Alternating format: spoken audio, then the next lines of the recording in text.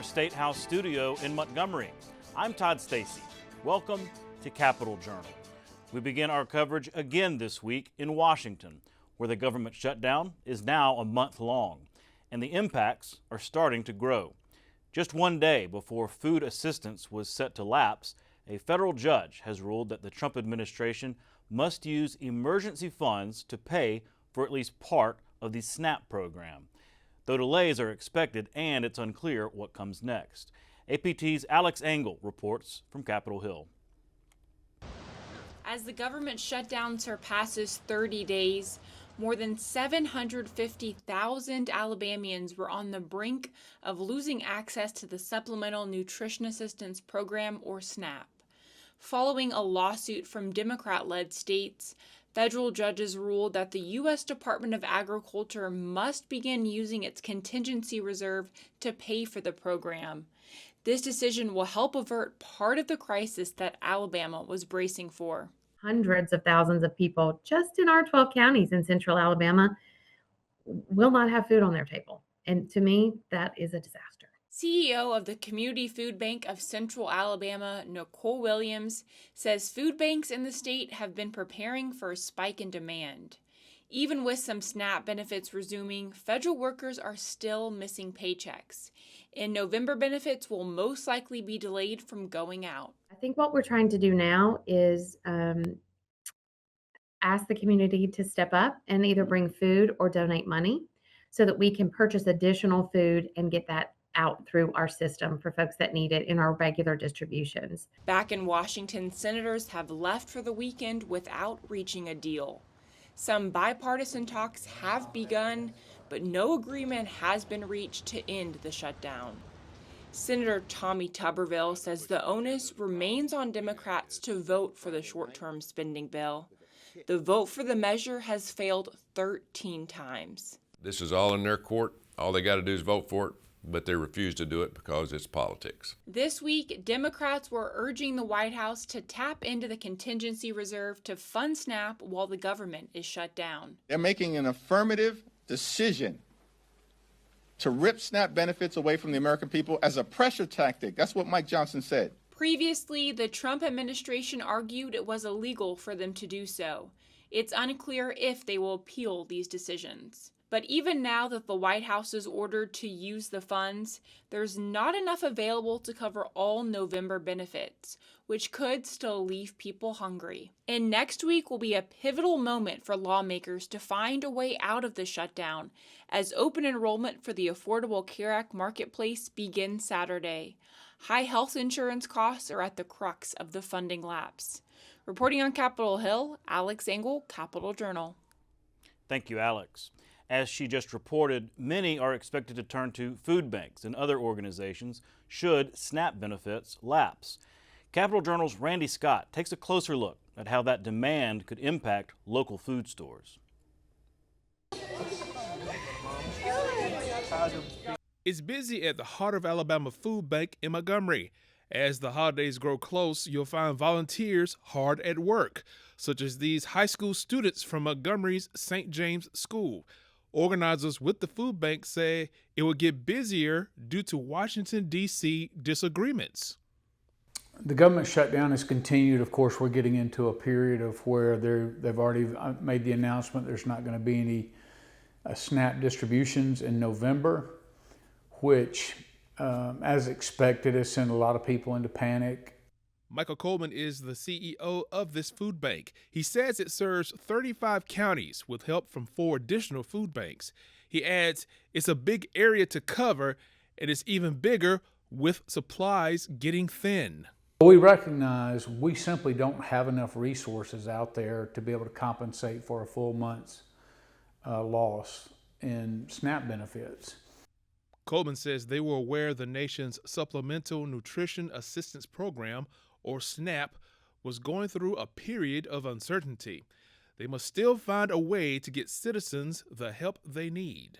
There's 269,000 people that are considered food insecure. That's a lot, and of course, those do include a lot of the SNAP people who are receiving SNAP benefits. That means people and organizations, such as the Meal on Wheels program in Montgomery, may have to make adjustments. We provide hot meals and frozen meals to seniors who are homebound. Chris Turman, the CEO of Montgomery's Meal on Wheels program, says they serve about 450 clients 5 days a week, and potential shortage problems are starting to show. As we move to the winter months, our list typically grows because people are in need, and that. What we're anticipating now with what's essentially coming on Saturday with the SNAP changes is that our list is going to grow exponentially. Our biggest goal is to make sure that we create partnerships in the communities as such with the food bank, local churches, other nonprofits, so that we make sure that any services our clients could take advantage of, that we know who they are so that we can refer them to those services. Pam Goodwin is the Director of Senior Services for Meals on Wheels. She says the uncertainty about the SNAP program affects those who supply them with the meals, making for tense times. We do get some from the food bank, and as they go through the difficulties of maybe keeping their pantries fully stocked, it makes it a little harder for us to get the items that we need for those bags. In Montgomery, Randy Scott, Capital Journal. Thank you, Randy. And I'll talk in more detail with Nancy Buckner. She's the Commissioner of the Department of Human Resources. I'll talk to her later in the show. Switching gears to the education front. Across Alabama, a growing number of students are earning while they learn, thanks to a scholarship program that connects classroom skills with real-world careers in the state's booming automotive industry. Capital Journal's Jeff Sanders reports on how this partnership is helping train the next generation of Alabama's workforce. At just 18 years old, Garrett Mann of Wetumpka is already building a career in Alabama's manufacturing industry. He's part of a program at Trenholm State Community College of Montgomery that lets him split time between the classroom and the factory floor. I fell in love with turning a wrench and stuff that didn't work. I love to be able to make work. I mean, it was an ego thing plus just a skill thing. I mean, I love to do it, and somebody's always going to need it. And I found the career that I've seen a family get made off of, and I'll also get the satisfaction of being able to handle my own and always have a trade. The Alabama Automotive Manufacturers Association Scholarship, or AAMA, is awarded to students pursuing technical fields tied to the state's fast-growing auto industry. It's part of a larger effort by the Alabama Community College system to connect students directly with employers who need skilled workers. It's been fantastic to see the impact not only to the students but to the industry who's been able to benefit from the students graduating those programs who couldn't have participated in these programs without the financial benefit that the scholarship provides. The scholarships, about $2,000 across 2 semesters, may not sound like much, but they go a long way for students balancing jobs and tuition cost. So it's not just automotive industry that students can go and work in. It's many others, whether you talk about chemical, biomedical, and many others. So we are creating, through this program, a pipeline of students to go into work across Alabama in many different industry sectors.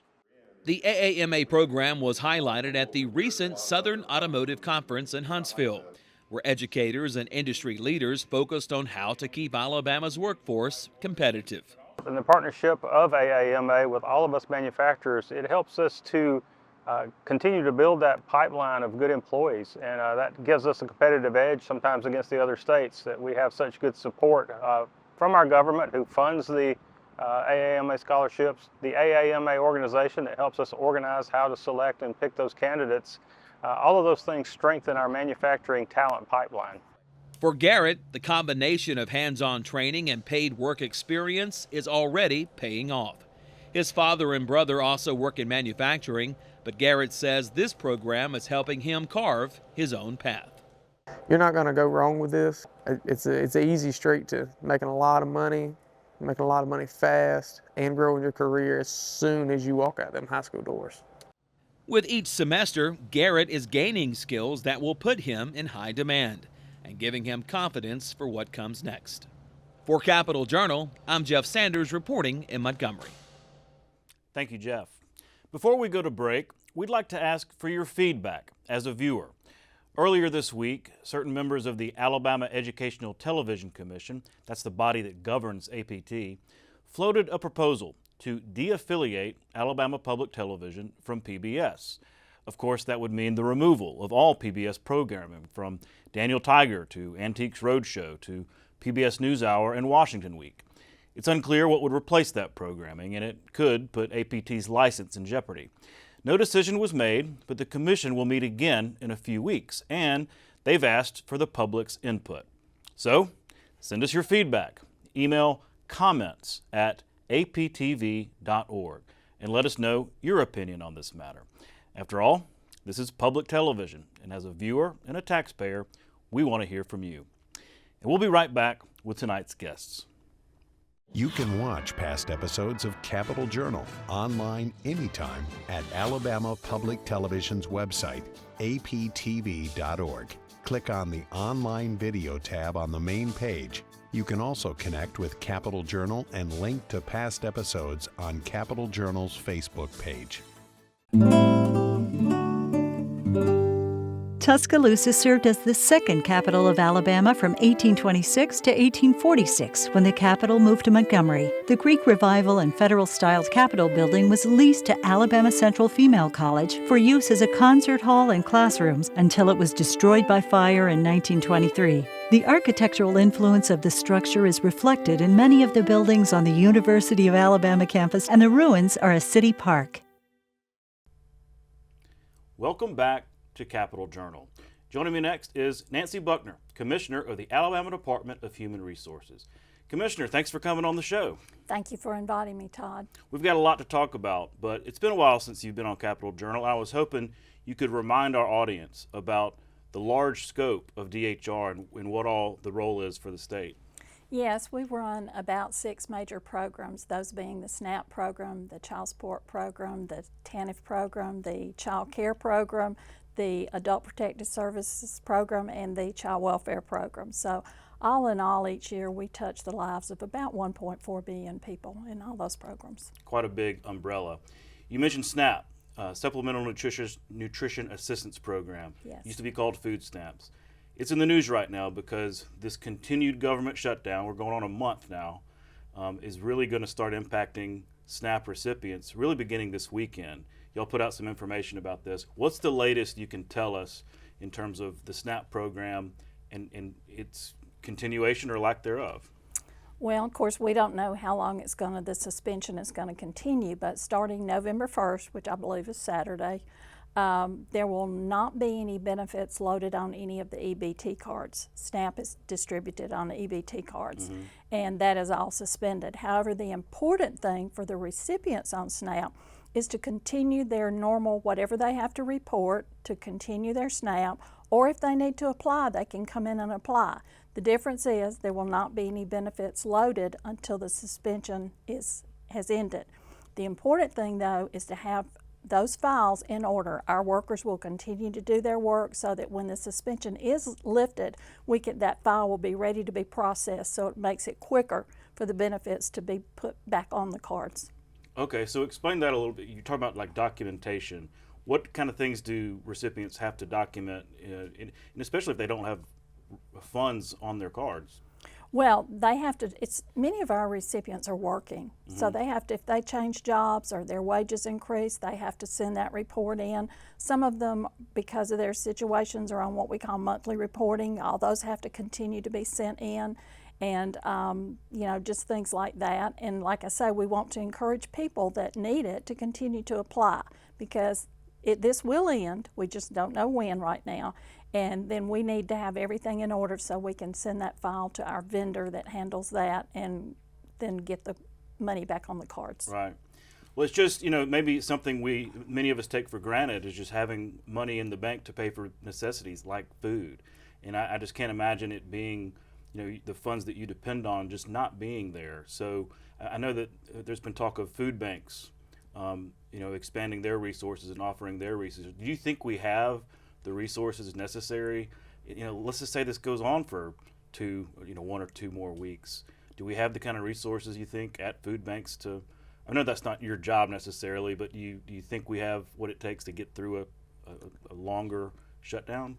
I can't say that we do or we don't. I know that there's a lot of energetic people out there. We have food banks, we have food pantries, we have, food closets, churches are involved, family resource centers are involved, lots of advocates are involved in helping us direct people to food resources. And our county departments of human resources, they're used to doing some of that, not to the extent that this is, though, directing people to food resources, and that's what we want to make sure that we do. I want to make sure that recipients understand that whatever benefits are on their card on November 1st, that would have been prior benefits, they can still use those benefits. There's been some misinformation put out there about that, and I just want people to know that they can continue to use that. So if I have a balance right now that I've not expended, it's not like the card won't work. It's just that no new funds are going to be added to it. Right. Okay. Well, that's important information for those who do, maybe have some funds left on those cards. It's just a reminder. We're not there yet. Like you said, it's going to start on Saturday. This could be a real crisis for a lot of people. And how many people are we talking about just in the state of Alabama? Probably a little over 750,000, and over 300,000 of those are what we call children. That means they're under the age of 18. And the interesting thing, I was looking at a number just before I came to visit you. There are like over 221,000 of those children are under the age of 12. And there's a lot of brain development going on during that part of children's lives, and food and nutrition is extremely important for them to be healthy. And in school, right? We always talk about how, a hungry child can't learn very effectively. So it really runs the gamut in terms of its impact.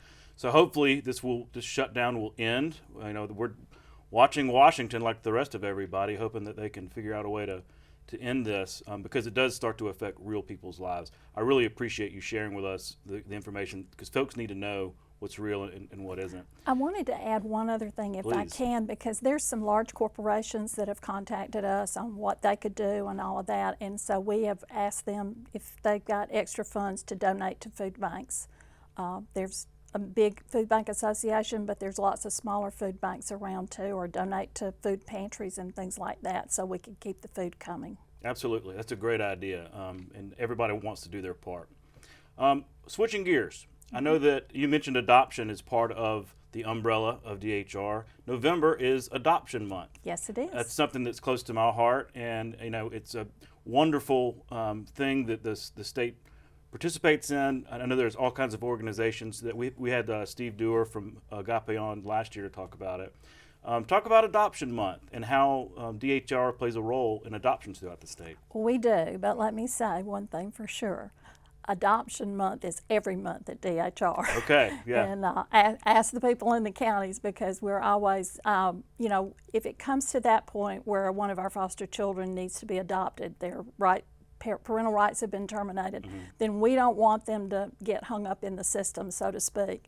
So I'm very thankful to all of the judges that help us move those kids through the system, and the probate judges, and I'm so thankful for the foster parents and adoptive parents that take them in. And I'm happy to say for the last fiscal year, we ended up with about 731 adoptions in the state. And then we also push something called kinship care. That's something that changed several years ago, and if relatives can take children in, then we can give them an adoption subsidy if they decide. It's not exactly called adoption, it's just kinship guardianship is what it is, but it's a state of permanency for that child.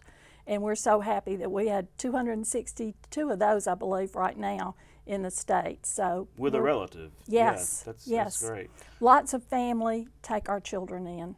Well, and this is, y'all have to come to the legislature all the time to kind of tweak state law and things like that. It can be a very complicated legal situation that y'all are always having to revise and things like that. So it's not easy. It's not easy, and it's probably one of the most controversial things, that and child support, that DHR deals with. So you read about us a lot in the press, but it's hard to make everybody happy when you're talking about a particular child or an amount of child support that someone should or should not pay, which there's judicial oversight involved in all of it, even though people generally like to talk about DHR, But I'm glad that our judiciary works so well with us, and I'm so thankful for our foster and our adoptive parents, because that's what these children need, is someone to open their heart, open their home for that child.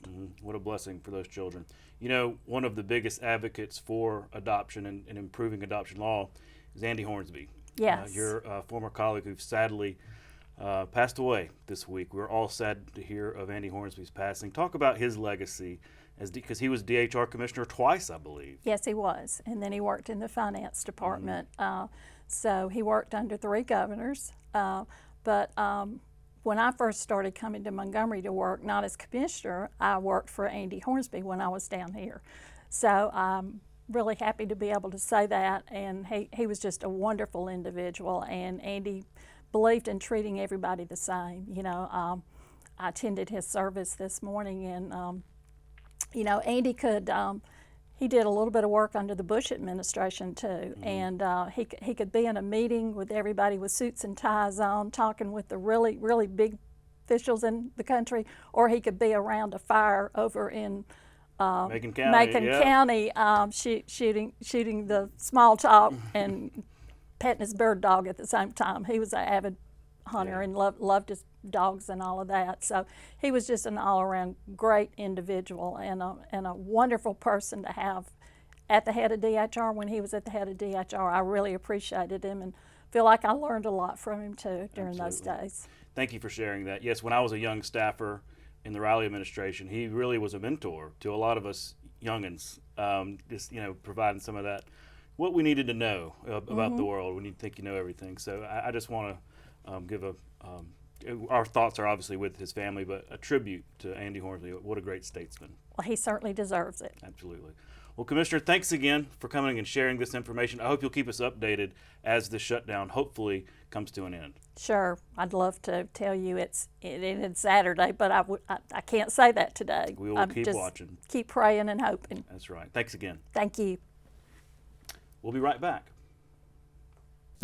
Alabama Public Television is your place for quality educational services. Free professional development for educators and child care providers. Access to free curriculum-aligned videos, lesson plans, and instructional resources with PBS Learning Media. And all the PBS Kids programs parents know and trust. Learn something new every day with Alabama Public Television. Visit us at aptv.org/education to learn more. You're watching Alabama Public Television, celebrating 70 years of service to Alabama.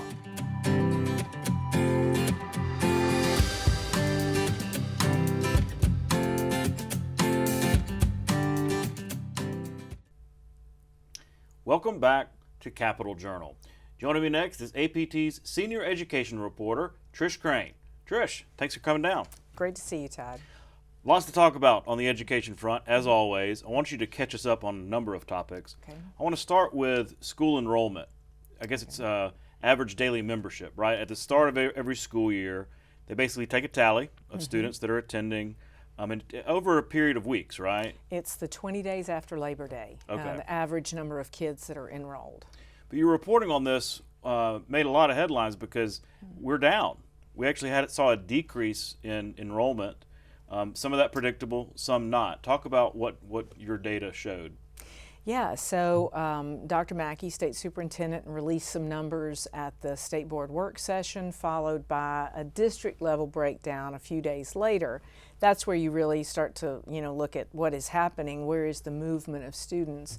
Still a lot of analysis to do, but the number overall, I think we have 714,000 students enrolled statewide, which is 5,800 fewer than last year.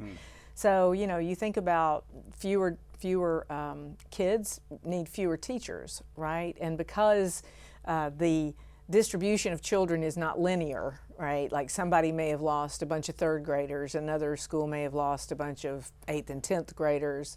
Dr. Mackey said it's going to cost about 500 teacher jobs. He said he isn't worried because most of those will be, attrition, retirement should take care of those.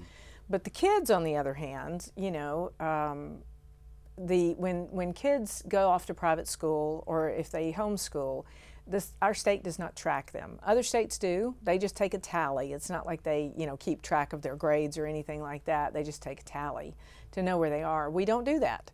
So we know about 3,100 kids of those 5,800 went off with CHOOSE Act money, possibly to private school. And that was predictable. We knew that a number of students were going to, because this is the first year that the CHOOSE Act, those education savings accounts were available. So 5,800 fewer students. Right. Overall, 3,100 were CHOOSE Act students that are now in private school. Correct. Okay, so what about everybody else? We don't know. Okay.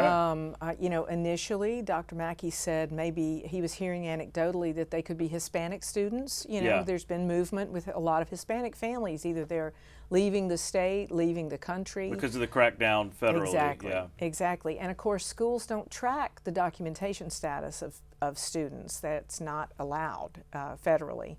So we don't know where the kids went.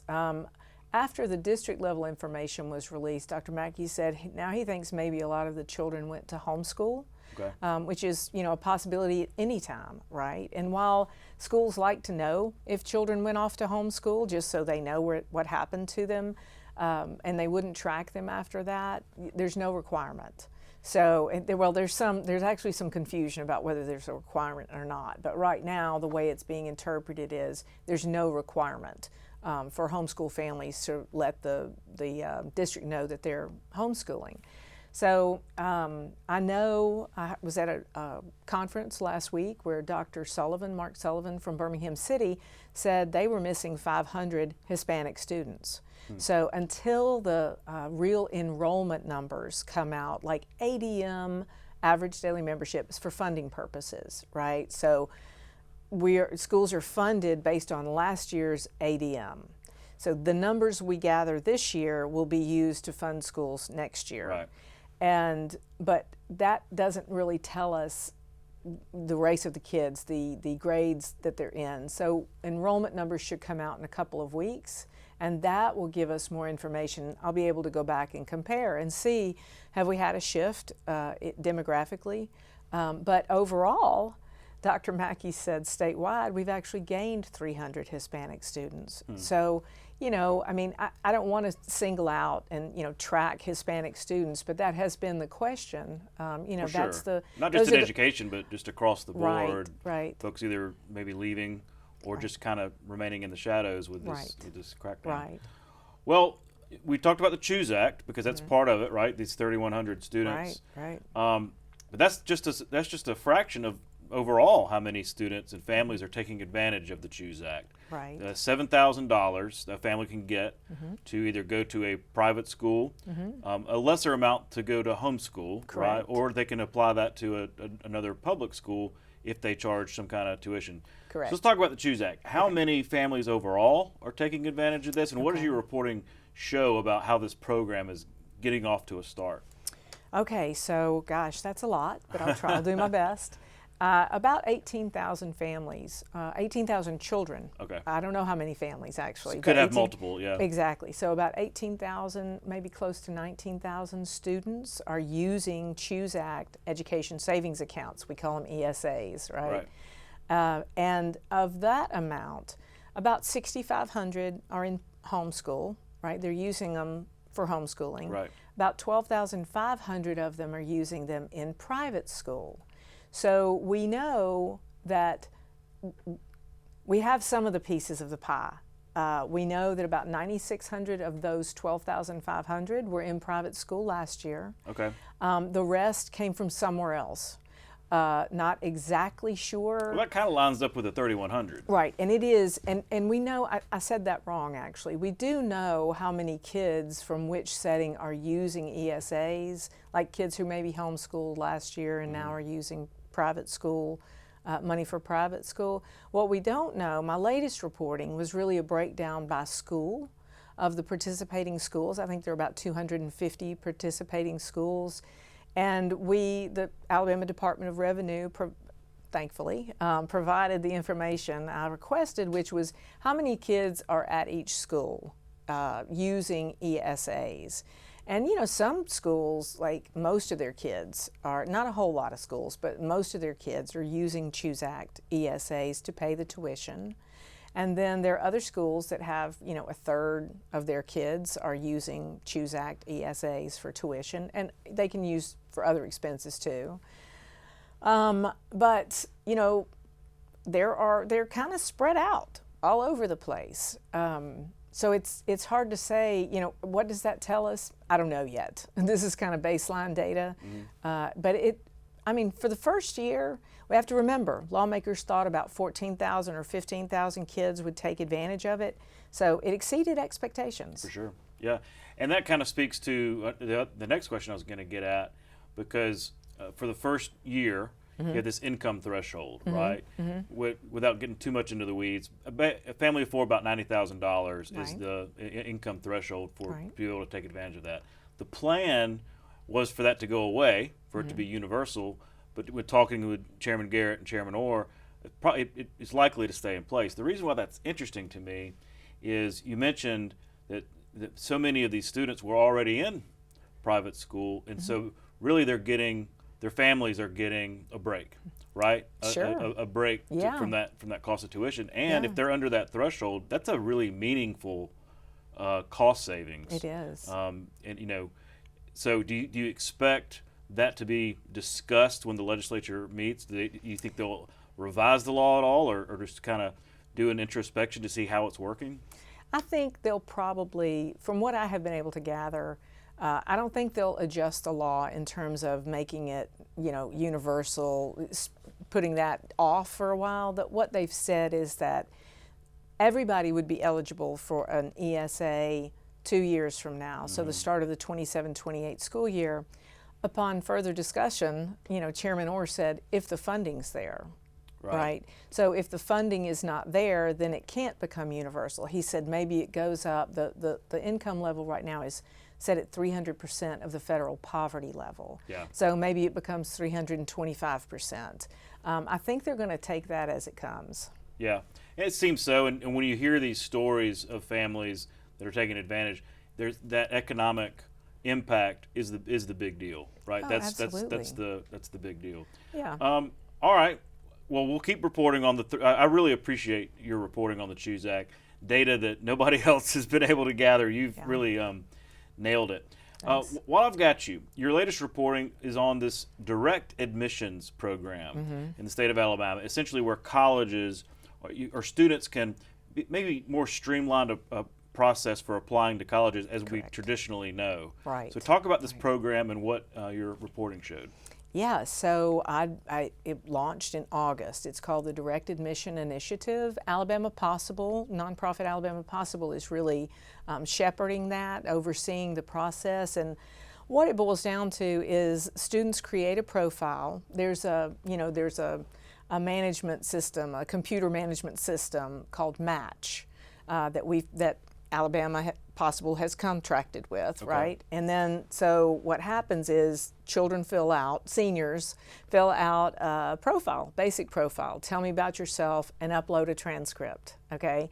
Then all of that, it goes through the computer process, and the participating colleges can decide based on the information in front of them if they want to offer the student admission and or scholarship money. So it takes away, I always think about the kids who say, well, I'm not college material, so I'm not even going to apply.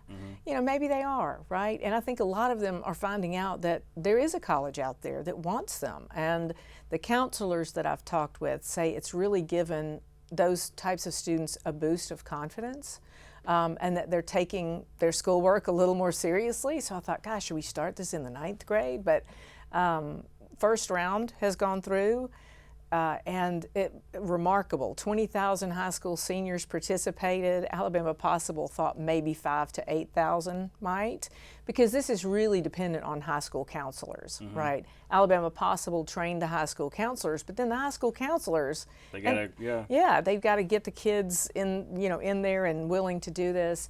There was one high school in Mobile that BC Rain they don't really have a big tradition of going to college. You know, about half of their kids, a little fewer than half of their kids go to college. But with direct admissions, number one, 100% of their seniors filled out a profile, which was the only high school in Mobile to reach that milestone. Good for the counselors there. Absolutely. They were delightful to talk with. I understand how they got to 100%. But, and they had $32 million in scholarship offers. Wow. Every child got an offer of admission. They said one student got $830,000 in scholarship offers. Remember, that's through multiple schools, right? So, you know, one school may have offered $20,000, another one $5,000. Typically, you don't get to use the $32 million in scholarship. You can't use the whole $32 million. Statewide, when the in-state offers came in, it was worth $2.2 billion with a B in scholarship offers. And then after the in-state schools are finished, then Match allows the out-of-state colleges to view the profiles. Another $2.2 billion with a B scholarship offers came in. So that, I think, is going to open the doors for a lot of young people who may not have considered college. Yeah. But the year isn't over yet. And so, you know, these are kind of promises of admission, but you have to keep your grades up. So that's going to be a challenge for the high school counselors to remind them. It's quite a carrot. Yes, yes. I just love it because you talked about, you know, last year or any other year, a lot of these students wouldn't have even applied. Right. Partly because, like you said, maybe they didn't believe that they could or Right. should. But, you know, it can be. I remember it's kind of a, you know, laborious process. Oh, yes. You know, every college is different, but this seems to be very streamlined. Mm-hmm. And I just love the idea that these students, you know, get accepted, get some scholarship money. I can't imagine the kind of boost. I loved your headline. It said, "I got in." Yeah. And I think that's so uplifting. It and is. a great news story. We love to share good news stories about what's happening, especially in education in this state. So thank you for your reporting absolutely. on that. It was a delight. Yeah, and for all this, thanks for keeping us updated. You know, education is at the root of everything we do here in Alabama, and there's always stories to tell, and you're the best at telling them. So thank you Thank for you, what Todd. you do. That's very kind. Appreciate that. All right. We'll be right back. You can watch past episodes of Capital Journal online anytime at Alabama Public Television's website, aptv.org. Click on the Online Video tab on the main page. You can also connect with Capital Journal and link to past episodes on Capital Journal's Facebook page. The Respite for All Foundation was launched back in 2012 to serve individuals dealing with dementia and their families. Since those beginnings here in Montgomery, the ministry has grown to include chapters in 65 different communities in 18 states. They've recently produced a new documentary called A Place for Belonging that will soon air here on Alabama Public Television. Here's a clip. The vision for the Respite Ministry began in 2012. We started asking the question, what needs to happen in this community that will not happen unless a church does it? The one that seemed to match our church best was something for people living with dementia and their families. 90% of the needs expressed by families facing dementia fall outside the domain of medicine and tests, but rather in the how-tos, how to provide care, how to improve well-being, how to sustain quality of life within the family. What we landed on was we were going to begin this awesome volunteer ministry that would serve the community. We play games, we laugh, we joke, we just do it all. These programs are filled with happiness and genuineness. It's just a beautiful thing to see. Because we're volunteer run, we can have a 1-to-1 ratio, which means there's no othering, there's no teacher-student, there's no somebody who needs to be taken care of. You get to show up as yourself and be part of the crowd. That's very unique and it's very important. When I go down into the room, I really cannot tell who is the friend or who is the volunteer. It just provides that safe environment that they can be themselves there. Senior adults don't merely want to be entertained. They want to be needed, they want to be useful, and so respite care is ideal for really any age or circumstance. We are just beginning.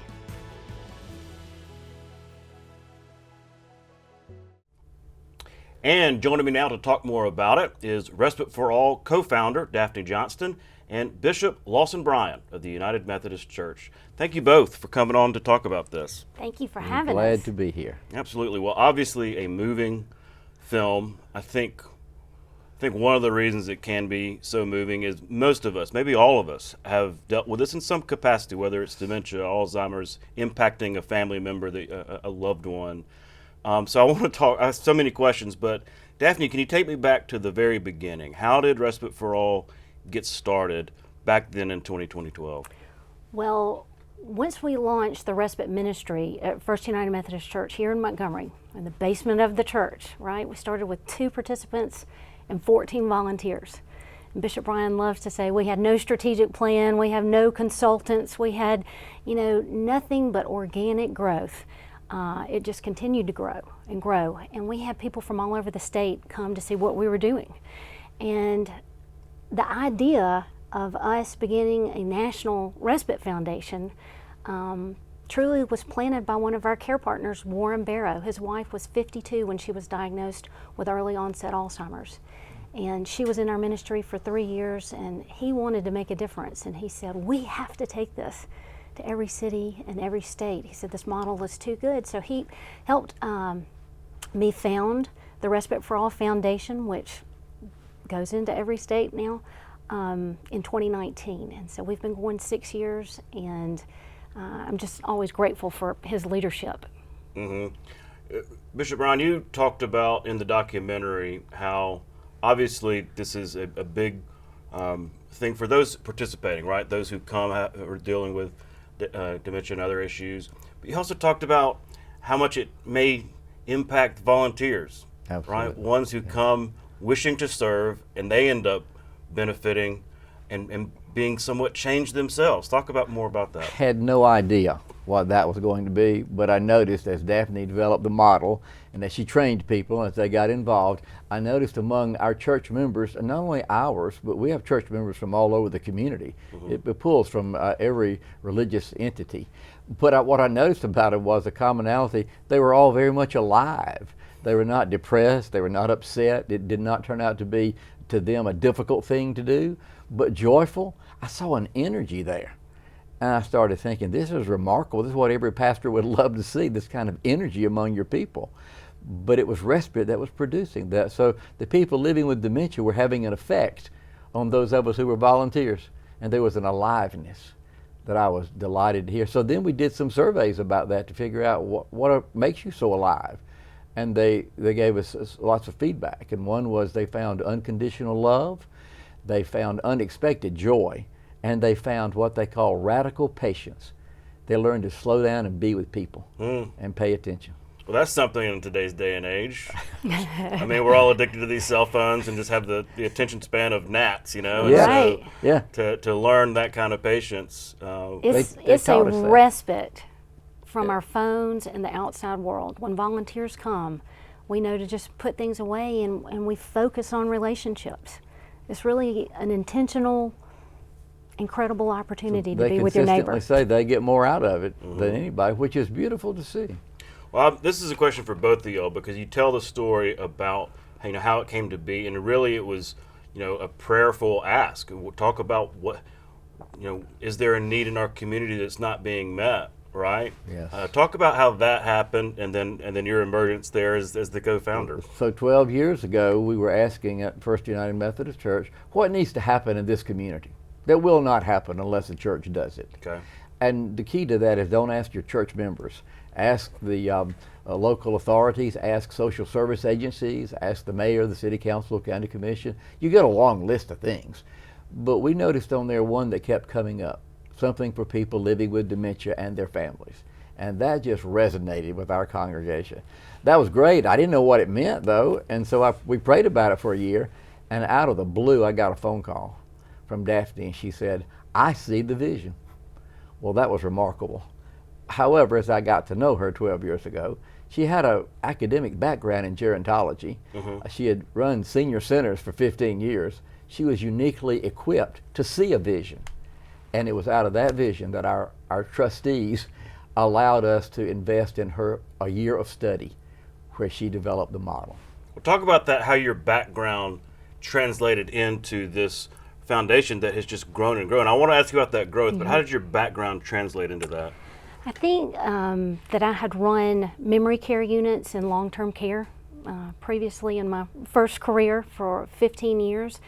And seeing the red tape, seeing care given by staff, which we need long-term care, absolutely. But when I was invited to begin a ministry and really work with volunteers, oftentimes you hear, oh, you know, we've got to work with volunteers, but it was a blessing.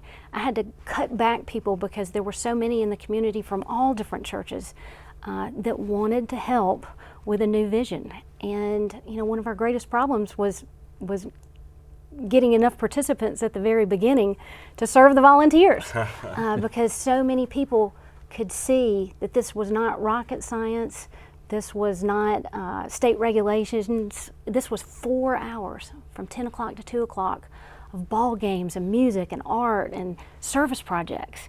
You know, it wasn't full of empty activities. It was full of neighbors being neighbors.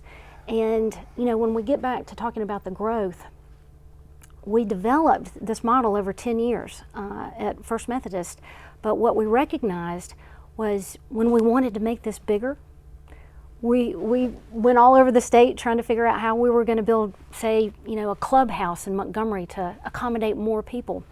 And it was an aha moment when we had a Jewish family from Temple Bethel, Allison Berman, Richard Hannon. They came from Montgomery. Allison came and she saw her mother in our program. And she said, why does Birmingham not have this?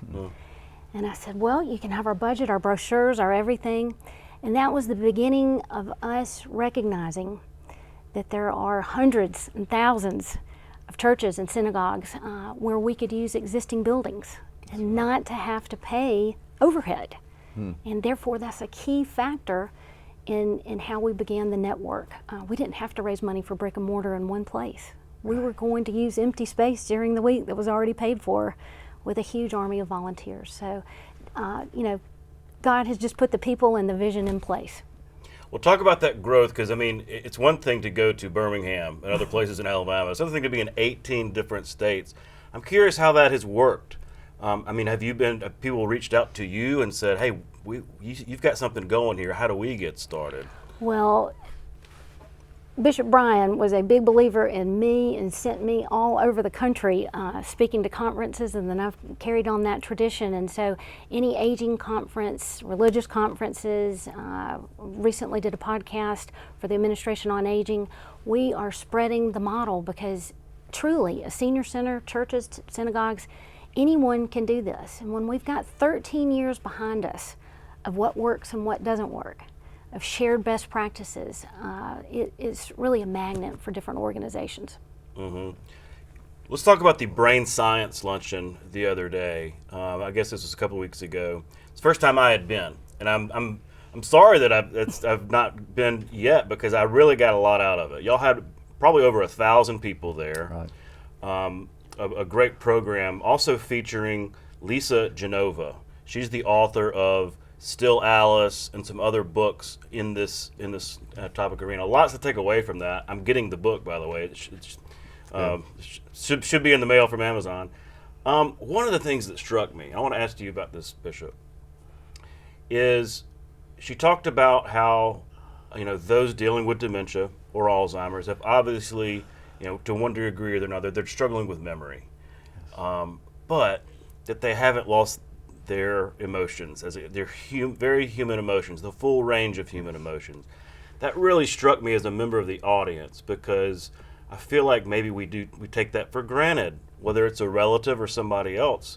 Yes, maybe this person is struggling with memory and to one degree or another, but they're still human, they're still people, they're still experiencing that range of human emotions. Talk about that from your perspective and as much as you've gotten involved in this issue. That has been a tremendous insight. And the fact that she was there, once again points to how early on Daphne said, let's not just do respite, let's do that well, but the community wants to know something about brain health. So once a year, let's invest in the community by bringing in the best we can find. But when she talked about that, I couldn't help but think about on the documentary, Dr. David Geldmacher, our wonderful medical associate at UAB, lead researcher in dementia, he regularly says, remind people that though somebody's neurons may have dementia, their feelings do not have dementia. Right. They know if they're in an environment where they're loved and they're cared for.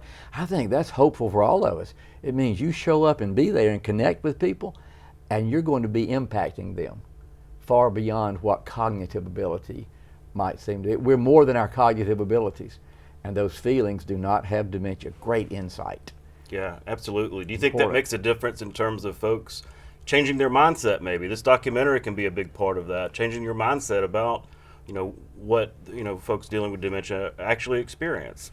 Yes. Well, I think the general public doesn't realize there's over 120 identified types of dementia. Okay. And so one may not be just like the other. You know, Alzheimer's, I get asked all the time, you know, is Alzheimer's the same thing as dementia?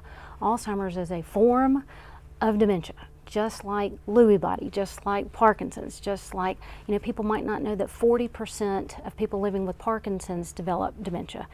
120 different types, and we, you know, we just feel where we need to meet people where they are in their journey. Their emotions are still there. Our friends at Respite still make new memories. They recognize us in the grocery store. They know they've got new friends, and to see new memories forming among us is really spiritual. Yeah, that is powerful. Okay, if there are groups out there, they've seen this documentary, I can just see it right now. Folks are thinking, man, we need to get involved in this. First question I would ask you is, let's just say you start a new chapter or you know, involve a new church somewhere, another state, another city. What type of support services does Respite for All offer those community organizations that want to be a part of it? Thank you. That is a wonderful question. So Respite for All, the foundation really focuses on giving tools and resources to new churches, new organizations in sustainability. My long-term care background of business really gave me perspective in how can we coach ministry people, how can we coach community leaders that might be good leaders, but they might not have the business skills to make this sustainable. So we're putting that together. We have an annual training every year for 3 days that bring in top dementia speakers across the country, leadership speakers. We had Brody Kroll at the last one on leadership. We want to provide these guys with every aspect of running a sustainable thing that's going to be here forever, right? We have monthly director calls that focus on dementia, on fundraising, on troubleshooting. We want to resource the new director in Enterprise, the new director in Huntsville at First Baptist. We want to resource the director in Idaho that might not have the time or the know-how to get to national resources. So the foundation really focuses on building these people up for sustainability. And if I am a church out there or another organization wanting to get involved, how do I do that? Do I get in touch with you? I know there's a website here. Thank you. You're going to go to www.respiteforall.org, and there's just a myriad of different ways to enter. There's a roadmap on the website. We had a large funding grant from a group in California 6 years ago that helped us film 6 different episodes of a respite roadmap. So it leads you all into the business of respite, recruiting volunteers, recruiting families, and churches can purchase that for a small minimal fee, but then to be a part of the network is free, but to go to the website is key to make that first contact. We've developed an onboarding system. I had a retired minister, Reverend June Jernigan, that developed an onboarding system that is infallible. It's great. So you're building upon the experience of, you know, like you said, 13 years of growth to make it easy for churches, for families, for we want to add water and stir. And if there are groups that I value the chance to talk to clergy leaders or lay leaders where we can share the data about how their volunteers grow. out through this ministry. So it's a disciple growth ministry as well. So those are the conversations that I especially enjoy getting to have. Yeah, absolutely. Well, look, thank you again for Respite for All as an institution. Congratulations on your growth. I know it's very meaningful for a lot of folks. And thank you for producing this documentary that we're honored to put on our air. I just know that it's going to lead to more folks participating in something that's really meaningful and really helpful. Like you said, a respite. Todd, we have 17 ministries across the state of Alabama, and I want to see one in every county. So I hope people watching this documentary on APT will reach out, because we want to help resource you. We've got seed grants, again, the leadership to help you on the journey. And again, that's respiteforall.org. Thank you both again. Thank you. We're grateful. Thank you. We'll be right back. Since 1997, Alabama Public Television has provided programs, services, and resources to child care professionals, teachers, and parents. Visit aptv.org/education to learn more. Before we go, we here at Alabama Public Television are remembering the life of Desmond Wingard, the news director at WSFA 12 News. He died Thursday after a battle with cancer. He started working at WSFA in 1999, becoming news director in 2022. He was just 46 years old. Visitation hours will be held on Saturday from 5 p.m. to 7 p.m. and on Sunday from 10 a.m. to 11 a.m. at the Leak Memorial Chapel in Montgomery. A celebration of life ceremony will follow. Des was a tremendous newsman and just a great person. He will be dearly, dearly missed. Thanks for watching Capitol Journal. We'll be back next week at the same time, right here on Alabama Public Television. For our Capitol Journal team, I'm Todd Stacy. We'll see you next time.